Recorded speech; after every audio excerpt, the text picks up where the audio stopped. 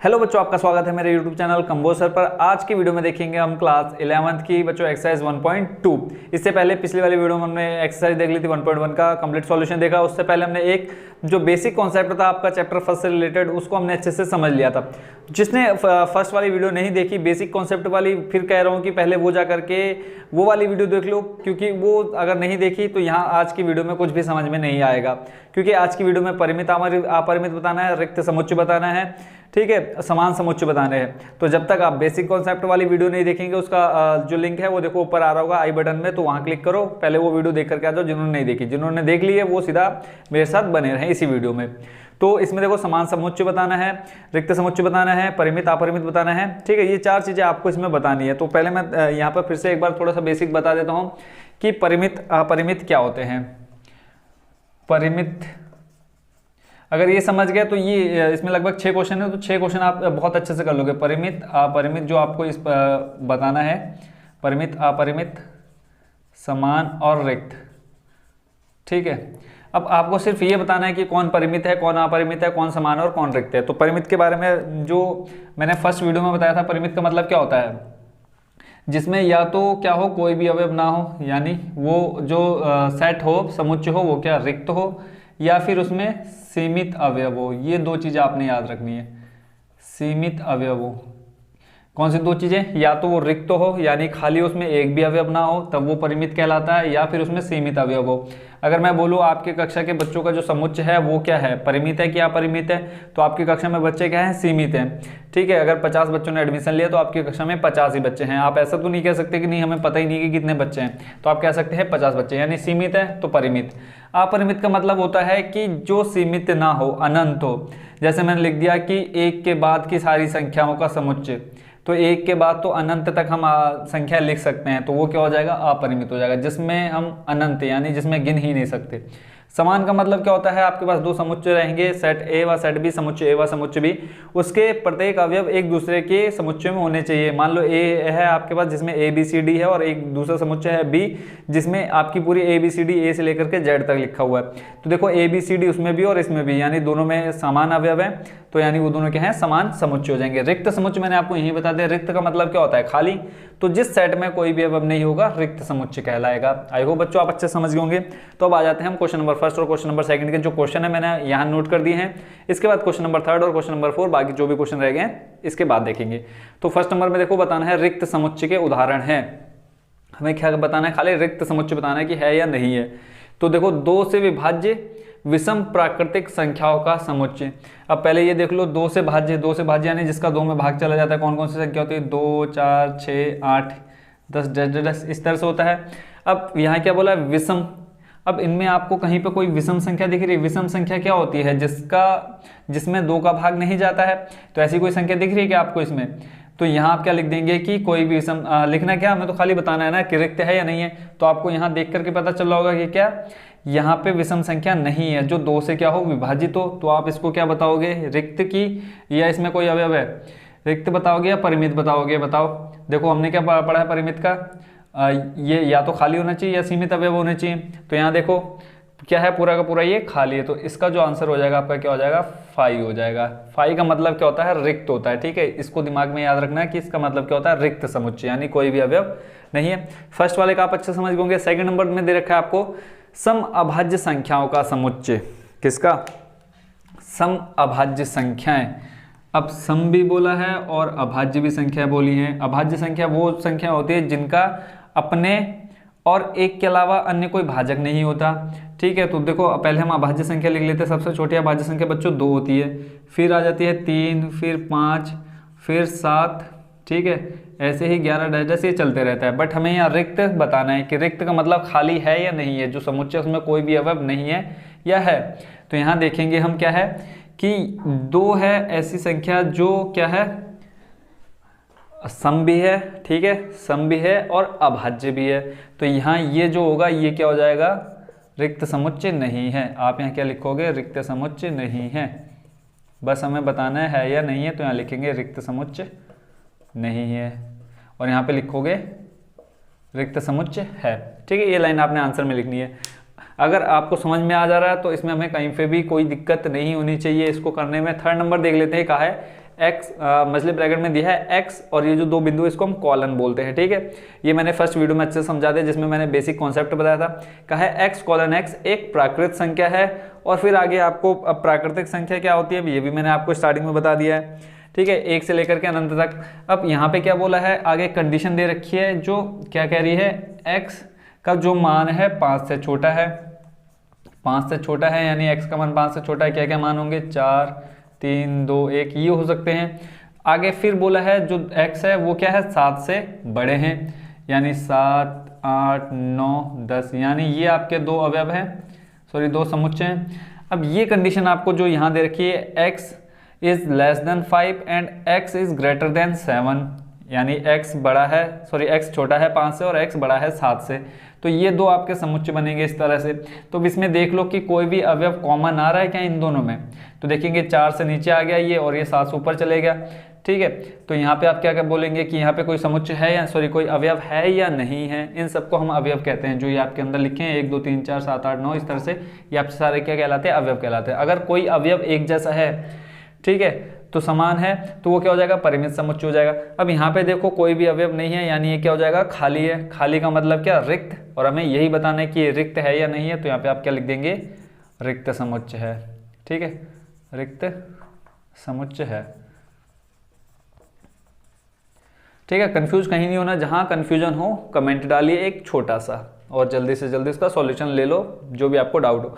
Next जो 4th number है वो है y कॉलन, y किन्हीं भी दो समांतर रेखाओं का उभयनिष्ठ बिंदु। अब समानांतर रेखा क्या होती है, एक दूसरे के आमने सामने, एक दूसरे के पैरेलल। अब क्या इन दोनों का कभी कोई उभयनिष्ठ बिंदु हो सकता है क्या, कभी भी ये दोनों रेखाएं आपस में नहीं मिलेंगी। आपको भी पता है रेल की पटरी कभी आपस में मिलती है, नहीं मिलती है, तो ये भी क्या हो जाएगा बच्चों, रिक्त समुच्चय हो जाएगा, रिक्त समुच्चय है। अगर ये कहीं ना कहीं पे मिलती तो एक इनका उभयनिष्ठ बिंदु हो जाता, तो वो क्या हो जाता, रिक्त समुच्चय नहीं होता। तो यहाँ पे क्या हो जाएगा, ये 4था नंबर रिक्त समुच्चय है। आई होप बच्चों फर्स्ट नंबर समझ गए होंगे अच्छे से। सेकंड नंबर के क्वेश्चन एक बार आप देख लो, उसमें क्या बताना है हमें, परिमित और अपरिमित बताना है। और स्टार्ट करने से पहले आप एक बार परिमित और अपरिमित की डेफिनेशन जो मैंने अभी आपको समझाई, जो परिमित अपरिमित के बारे में बताया, उसको एक बार अच्छे से समझ लो और दिमाग में उसको दोबारा रिपीट करो जल्दी जल्दी से, ठीक है। पहला वाला देखो जो हमने फर्स्ट नंबर करा है, इसमें पहला वाला जो है रिक्त समुच्चय है, दूसरा वाला रिक्त समुच्चय नहीं है, तीसरा वाला रिक्त समुच्चय है, और चौथा वाला भी रिक्त समुच्चय है। अब परिमित और अपरिमित बताना है। परिमित का मैंने देखो लिखा हुआ है कि या तो वो रिक्त समुच्चय हो या उसमें सीमित अवयव हो, और अपरिमित का क्या है, अनंत, ठीक है, यहाँ लिख दो अनंत, ठीक है, इनफाइनाइट, जिसको गिना जा सके। समान में क्या है बता दिया मैंने अच्छे से, रिक्त का मतलब अभी आप लोग समझ गए। अब यहाँ भी इसका डायरेक्ट हम आंसर देखेंगे, परिमित और अपरिमित बताना है। वर्ष के महीनों का समुच्चय, क्या वर्ष के महीनों का समुच्चय आप बना सकते हैं, उसके जो अवयव हैं क्या उनको हम गिन सकते हैं। आपको पता है कि वर्ष में कुल कितने महीने होते हैं, 12 महीने होते हैं, तो ये क्या है, काउंटेबल है, यानी हम इसको गिन सकते हैं, परिभाषित है। तो ये क्या हो जाएगा, वर्ष के 12 महीनों का समुच्चय। परिमित क्या, अपरिमित, परिमित, ठीक है। परिमित को अगर जो नहीं समझे हैं बेसिक वाली वीडियो देखो, जो यहाँ नहीं समझ पाए, ठीक है, बेसिक वाला कॉन्सेप्ट देखोगे और अच्छे समझ में आ जाएगा। तो परिमित हो गया, क्योंकि इनको हमें पता है कि 12 महीने होते हैं, जनवरी, फरवरी, मार्च, अप्रैल, मई, जून, जुलाई, अगस्त, सितंबर, अक्टूबर, नवंबर, दिसंबर, तो टोटल 12 महीने परिमित हो गया। उसके बाद फिर यहाँ देखेंगे 1, 2, 3 तक तो लिखा, उसके बाद फिर डैश डैश कर दिया। अब ये नहीं बोला है कि कहाँ तक जाना है। अगर लास्ट में कोई संख्या लिखी होती तब तो क्या हो जाता, हम उसको गिन सकते थे, लिख सकते थे, बट ये तो बोल दिया कि भाई चलते जा रहा है, तो यानी नॉन काउंटेबल है, इसको हम नहीं गिन सकते, अपरिभाषित है, तो यानी क्या हो जाएगा बच्चों, ये अपरिमित हो जाएगा, ठीक है। जहां समझ नहीं आ रहा है कमेंट डालना एक जरूर। थर्ड नंबर है 1, 2, 3 से स्टार्ट हो रहा है डैश डैश डैश, फिर देखोगे लास्ट में 99 और 100 आ गया, यानी क्या, अब इसका मतलब क्या हुआ कि गिनती 1 से लेकर के कहाँ तक है, 100 तक है, ठीक है। सारी प्राकृतिक संख्या है, तो इनको हम लिख सकते हैं, गिन सकते हैं 1 से लेकर के 100 तक। तो क्या होगा, परिमित की अपरिमित, जल्दी से बताओ, ये हो जाएगा आपका परिमित, ठीक है। अगर इनका बेसिक कॉन्सेप्ट आपको क्लियर हो गया तो यहाँ तो बिल्कुल ये तो आप आंखें बंद करके कर सकते हो। फिर बोला है 100 से बड़े धन पूर्णांकों का एक समुच्चय। अब 100 से बड़े धन पूर्णांकों का समुच्चय बताना है, तो बच्चों 100 से बड़े तो 101, 2, 3, 4, 5, ये तो फिर वही बात हो जाएगी जो यहाँ आपकी सेकंड नंबर पे थी। इनको तो हम गिन ही नहीं सकते, नॉन काउंटेबल है, अपरिभाषित है, ठीक है, अब नहीं बोला है कि 1000 तक, 10,000 तक, 20,000, 1,00,000, 1,00,00,000 कहाँ तक जाना, नहीं बोला है, तो ये भी क्या हो जाएगा, अपरिभाषित हो जाएगा, यानी अपरिमित हो जाएगा। फिफ्थ नंबर है 99 से छोटे अभाज्य पूर्णांकों का समुच्चय। 99 से छोटे बोले हैं तो इनको हम गिन सकते हैं, लिख सकते हैं, निकाल सकते हैं, जितने भी अभाज्य संख्या है हमारी 99 से छोटी, ठीक है, तो ये क्या हो जाएगा, परिमित हो जाएगा। ठीक है, फर्स्ट और सेकंड नंबर अच्छे से दिमाग में सेट। देखो करना नहीं है हमें, सिर्फ रटना नहीं है, समझना है, खाली छापना नहीं है, क्या करना है, समझना है। अगर समझ गए तो एग्जाम तक आपको ये याद रहने वाला है। ठीक है, तो मेरा कॉन्सेप्ट है कि आपको रटाऊं नहीं, कराऊं नहीं, कॉपी नहीं भरवाऊं, मेन है आपको दिमाग में पूरा सेट कर देना। तो फर्स्ट और सेकंड नंबर अच्छे समझ गए होंगे। अब बोर्ड को करता हूं क्लीन, इसके बाद थर्ड और फोर्थ नंबर देखेंगे हम। अब आप स्क्रीन पर बच्चों क्वेश्चन नंबर 3 और क्वेश्चन नंबर 4 को देख रहे होंगे। क्वेश्चन नंबर 3 में देखो क्या बोला है, कौन परिमित है और कौन अपरिमित है। तो परिमित अपरिमित आपने क्वेश्चन नंबर कौन से में, सेकंड में भी देखा कि परिमित अपरिमित क्या होते हैं, और यहाँ पे वही चीज सेम बतानी है कि कौन परिमित है अपरिमित है। अब इसमें फर्स्ट नंबर बोला है एक्स अक्ष के समानांतर रेखाओं का समुच्चय, यानी हम एक्स अक्ष और वाई अक्ष बना लेते हैं। देखो ये वाली लाइन होती है एक्स अक्ष की और ये होती है वाई अक्ष, ठीक है, ये y, ये x डैश, ये y डैश। अब x अक्ष के समानांतर खींचना, समानांतर चाहे आप ऊपर चाहे नीचे ले लो। तो यहाँ बोला है x अक्ष के समानांतर रेखाओं का समुच्चय। अब यहाँ तो आप चाहे जितनी मर्जी रेखाएं खींच सकते हैं, यानी कोई गिनती नहीं हो सकती है ना। तो ये क्या हो जाएगा बच्चों, अनंत हो जाएगा। तो अनंत के लिए हम क्या लिखते हैं, अपरिमित। तो फर्स्ट वाले का आंसर क्या हो जाएगा, अपरिमित। ठीक है, क्लियर रहना चाहिए सब कुछ, जहां क्लियर नहीं कमेंट डालनी है। फिर है सेकंड नंबर, अंग्रेजी वर्णमाला के अक्षरों का समुच्चय। क्या गिन सकते हो कितने होते हैं, अगर मैं पूछूं कितने होते हैं कमेंट में बताओ, तो बच्चों कितने होते हैं, 26। इसको हम गिन सकते हैं, यानी सीमित अवयव है इसके अंदर, तो क्या हो जाएगा, ये परिमित हो जाएगा। फर्स्ट ईयर बच्चों बहुत ईजी है। लोग कहते हैं ना कि फर्स्ट ईयर इंटर दिमाग खराब करती है, 9 से बहुत ज्यादा ईजी है फर्स्ट ईयर की मैथ। थर्ड नंबर देखते हैं, उन संख्याओं का समुच्चय जो 5 के गुणज हैं। अब 5 के गुणज बताओ, 5 यानी जिसका भाग 5 से चले जाता है, यानी जो 5 के पहाड़े में आते हैं, 5, 10, 15, 20, बताओ कहाँ तक। यहाँ कहीं कहा है कि 100 तक के जितने 5 के कितने गुणज है, 1000 तक 5 के कितने गुणज है, नहीं कहा है ना। सिर्फ ये बोल दिया 5 के गुणज, तो मैं 5, 10, 15 डैश कहाँ तक जाऊँ, नहीं पता ना। क्या हो गया, अनलिमिटेड हो गया, अपरिभाषित है, गिन नहीं सकते। तो उसके लिए क्या हो जाएगा, अपरिमित हो जाएगा। ठीक है, समझ में आ गया ना ये अच्छे से। फोर्थ नंबर जैसे कहा है, पृथ्वी पर रहने वाले जानवरों का समुच्चय। गिन सकते हैं इसको, पृथ्वी पर रहने वाले जानवरों का समुच्चय क्या कर सकते हैं, हम गिन सकते हैं। ठीक है, एक्सरसाइज 1.1 में आपने देखा था कि सबसे ताकतवर या क्या था उसमें कि खुखार जानवरों का समुच्चय बनाना था। ठीक है, सर्वश्रेष्ठ, तो उसको हम नहीं बना सकते, बट यहाँ पे जानवरों का समुच्चय बना सकते हैं पृथ्वी पर। हम गिन सकते हैं, कभी ना कभी ऐसा होगा कि हम गिन पाएंगे। अभी भी देखो कई, अगर किसी एक राज्य की बात करो तो उस राज्य में कितने बाघ हैं, कितने हाथी हैं, कितने जानवर किस प्रकार के हैं, सब हमको पता है, सारे डाटा हमारे पास है, तो इसको हम गिन सकते हैं ना। तो ये क्या हो जाएगा बच्चों, परिमित हो जाएगा। मेन परिमित अपरिमित पता होना चाहिए। नंबर 5वां, मूल बिंदु 0,0 से होकर जाने वाले वृत्तों का समुच्चय। अब यहाँ देखो, यहाँ से तो कोई वृत्त 0,0 यानी स्टार्ट ही नहीं हो रहा है, कोई रेडियस नहीं। अगर आपको रेडियस बोली होती 5,5 तब तो आप क्या कर सकते थे, वृत्त खींच सकते थे। अब 0 मूल बिंदु है, मूल बिंदु से तो वृत्त खींच ही नहीं सकते, वो क्या हो जाएगा, मतलब खाली रहेगा, यानी इसको हम क्या बोल सकते हैं, परिमित हो जाएगा। ठीक है ना। रिक्त समुच्चय भी किसके अंदर आते हैं, परिमित के अंदर आते हैं। तो इसका आंसर क्या हो जाएगा बच्चों, परिमित हो जाएगा। आई होप अच्छे समझ गए होंगे। इसका सॉल्यूशन भी है ना, कहीं पे भी डाउट हो तो आराम से इसका बता सकते हो आप। ठीक, उसके बाद इसका 5वें नंबर पे देखो 0,0 पर यहाँ थोड़ी सी मिस्टेक है, क्लियर नहीं था मेरे को। मूल बिंदु देखो, मूल बिंदु से हम अनंत खींच सकते हैं। ठीक है, मूल बिंदु मान लो यहाँ पे है, मूल बिंदु 0,0, अब यहाँ पे वृत्त खींचना है। जैसे मान लो कोई एग्जाम्पल ले लिया, ये मूल बिंदु हो गया।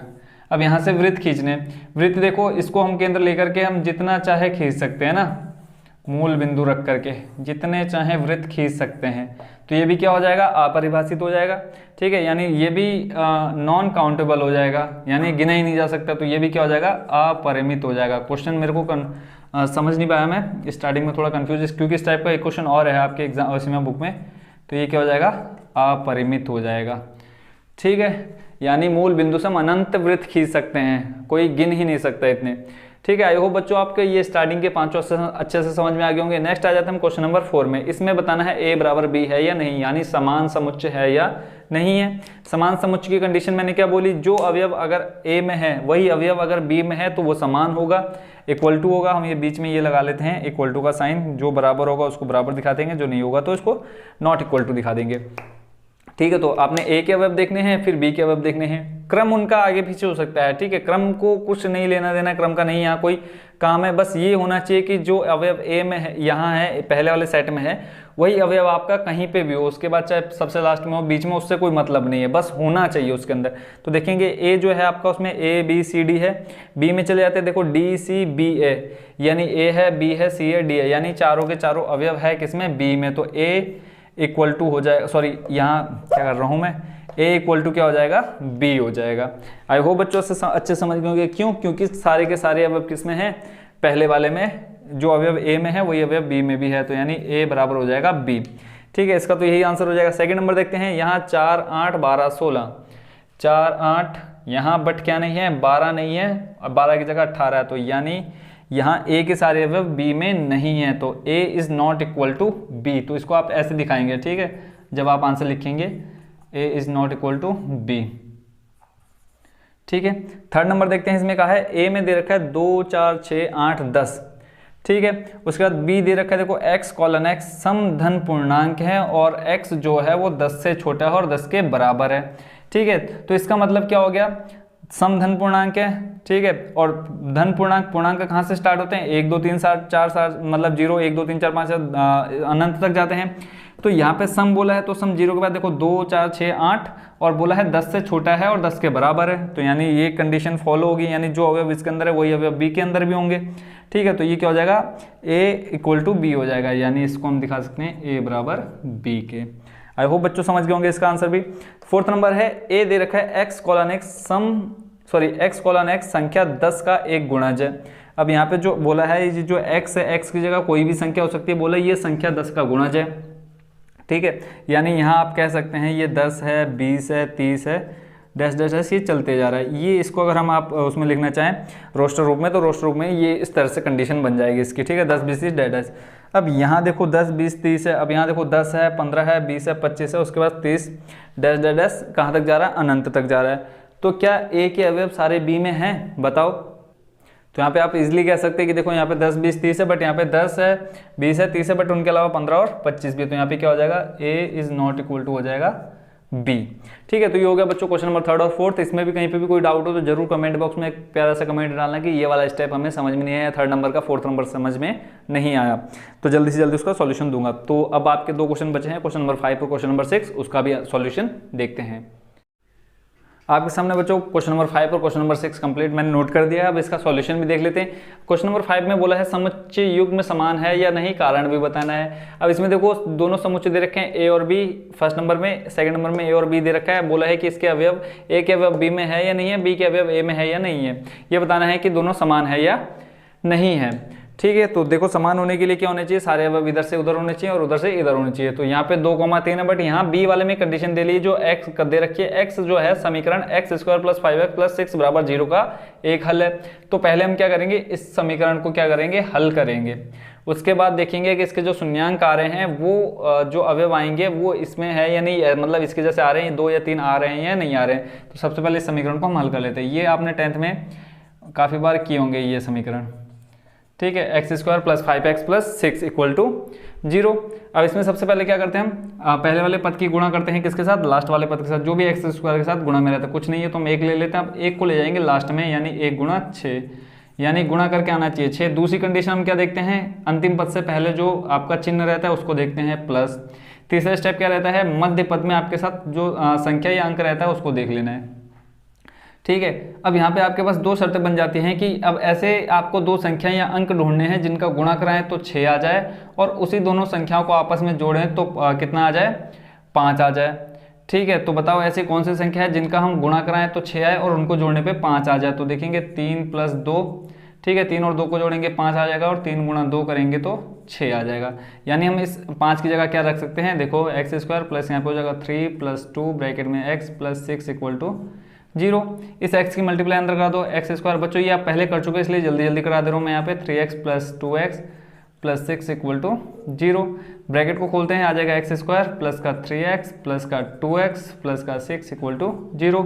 यहाँ दो दो के जोड़े बना लो, 4 पद मिल गए आपको, तो x कॉमन आ जाएगा यहाँ पे बचेगा x प्लस 3, और यहाँ पे देखो 2 कॉमन आ जाएगा, अंदर बचेगा x प्लस 3। ये जो अंदर कॉमन लेने के बाद शेष बच रहा है वो बराबर आना चाहिए हमेशा। देखो x प्लस 3 यहाँ भी, x प्लस 3 यहाँ भी है, तो जो कॉमन लिया है आप पहले उसको लिख लो। x प्लस 2, देखो x यहाँ से कॉमन, 2 यहाँ से कॉमन, और यहाँ से जो अंदर आपका शेष बचा था दोनों सेम है, तो यहाँ पे x प्लस 3 आ गया इक्वल टू 0। अब यहाँ से x का मान निकालो, प्लस का 2 है, जब इसको ले जाएंगे बराबर की दूसरी साइड तो आ जाएगा माइनस का 2, और दूसरा फिर यहाँ से x प्लस 3 है, इसको जब ले जाएंगे आ जाएगा माइनस का 3। तो यानी जो आपके अवयव आ रहे हैं -2, -3 आ रहे हैं। इसको आप पूरा सॉल्व करके यहाँ दिखाना है इसके नीचे, जब आप फर्स्ट नंबर करोगे उसके नीचे आप ये पूरा सॉल्यूशन दिखाना। अब कारण भी पूछे ना, तो कारण में आप क्या लिखोगे, पहले तो आप लिख दोगे यहाँ पे कि ये जो है a is not equal to b, लिखोगे कि a बराबर नहीं है b के, यानी a समान नहीं है b के। क्यों कारण लिखोगे तो बोलोगे कि a के अवयव 2, 3 है, जबकि b जो समुच्चय है आपके उसके अवयव क्या है -2, -3 है, इसलिए a is not equal to b हो जाएगा। आई होप बच्चों आप समझ गए होंगे इसको अच्छे से। सेकंड नंबर देखते हैं, इसमें देखो x आपको जो कंडीशन दे रखी है, x जो शब्द है फॉलो का एक अक्षर है। अब देखो फॉलो में FOLLOW है, उसके बाद यही अब आपको बी में दे रखा है कि y जो शब्द है उसमें WOLF। अब आप ये देख लो कि जो इसके अवयव हैं वो इसमें है या नहीं है वॉल्फ में। तो देखो W है यहाँ पे, ठीक है, O भी है यहाँ पर, L भी है यहाँ पे, और F भी है यहाँ पे, यानी यहाँ के सारे अवयव यहाँ हैं और यहाँ के सारे अवयव यहाँ हैं। तो यहाँ पे आप क्या लिखेंगे, A is equal to B, और लिखेंगे कि समुच्चय A के सारे अवयव समुच्चय B में है और समुच्चय B के सारे अवयव किस में है, A में है, तब A बराबर हो जाएगा B, यानी A समान हो जाएगा किसके, B के। आई होप बच्चों क्वेश्चन नंबर 5 समझ गए होंगे। क्वेश्चन नंबर 6 में आते हैं। अब इसमें कहा है समान समुच्चयों का चयन कीजिए। अब इसमें ये नहीं कि A और B को हमें देखना है कि ये बराबर है या नहीं, इन सभी को देखना है और इनमें से एक दूसरे के बराबर जो समुच्चय होंगे उनको हमने बताना है कि ये वाला इसके बराबर है। हो सकता है A वाला H के बराबर हो, E वाला B के बराबर हो, तो इस तरह से हमें देखना है, ये नहीं कि इसको देखना है पहले और दूसरे को, दूसरे और तीसरे और चौथे को, है ना। तो सबसे पहले देख लेते हैं 2, 4, 8, 12। तो 2, 4, 8, 12 कहीं पे आपको दिख रहा है, 2, 4, 8, 12 नहीं है, ठीक है, ये पहला वाला छोड़ दो। बी वाला देखते हैं, 1, 2, 3, 4। तो देखोगे बी वाले जो 1, 2, 3, 4 है, एक तो यहाँ दिख रहा है 1, 2, 3, 4, बी और डी बराबर है, और देख लो कहीं पे है 1, 2, 3, 4 नहीं है। तो एक तो आप ये लिखोगे क्या कि बी और डी बराबर है, यानी बी बराबर डी है। उसके बाद और देखो हम आ जाते हैं कहाँ पे, 4, 8, 12, 14 में। तो 4, 8, 12, 14, देखो 4, 8, 12, 4, 8, 12 है, बट 14 नहीं है, और यहाँ पे 2 नहीं है, ये नहीं हो जाएगा। डी नंबर में आ जाते हैं, डी नंबर तो हम ऑलरेडी निकाल चुके हैं। ई नंबर में -1, तो यहाँ देखो -1, ये रहा, देखो 1 है यहाँ पे, -1 है, यानी ई बराबर किसके है, जी के। तो एक आपको और मिल गया, ई बराबर जी। उसके बाद आ जाओ एफ में 0, A, तो 0, A इधर तो नहीं है, यहाँ देखो 0, 1 है, तो ये तो नहीं है। जी में आते हैं 1, ये निकाल चुके हैं। एच देखो 0, 1, तो 0, 1 और कहीं नहीं है, यानी ये जो आपके 4 समुच्चय हैं, बी बराबर डी है और ई बराबर जी। इसमें कोई कारण नहीं बताना था, खाली हमें ये बताना था कौन किसके समान है। तो बच्चों ये होगा क्वेश्चन नंबर 6 भी कंप्लीट आपका। और इसमें अब मैं आपको बताता हूँ, कहीं पे भी किसी भी क्वेश्चन में आपको थोड़ा सा भी डाउट हो तो जल्दी से जल्दी कमेंट डालना, मैं आपको उसी टाइम आपको उसका सॉल्यूशन दे दूंगा। आई होप बच्चों आपको पूरी एक्सरसाइज अच्छे से समझ में आ गई होगी। बेसिक कॉन्सेप्ट आपने पहले देखा होगा तो वो आप समझ गए होंगे। इसमें जो भी आपका परिमित, अपरिमित, रिक्त समुच्चय सब आपको मैंने बताया अच्छे से समझ में आ गया होगा। एक्सरसाइज 1.1 भी आपने अच्छे से कर ली होगी। नेक्स्ट वीडियो में देखेंगे बच्चों हम एक्सरसाइज 1.3 का कंप्लीट सॉल्यूशन। मिलते हैं बहुत जल्दी नेक्स्ट वीडियो में। Thank you so much watching for this video.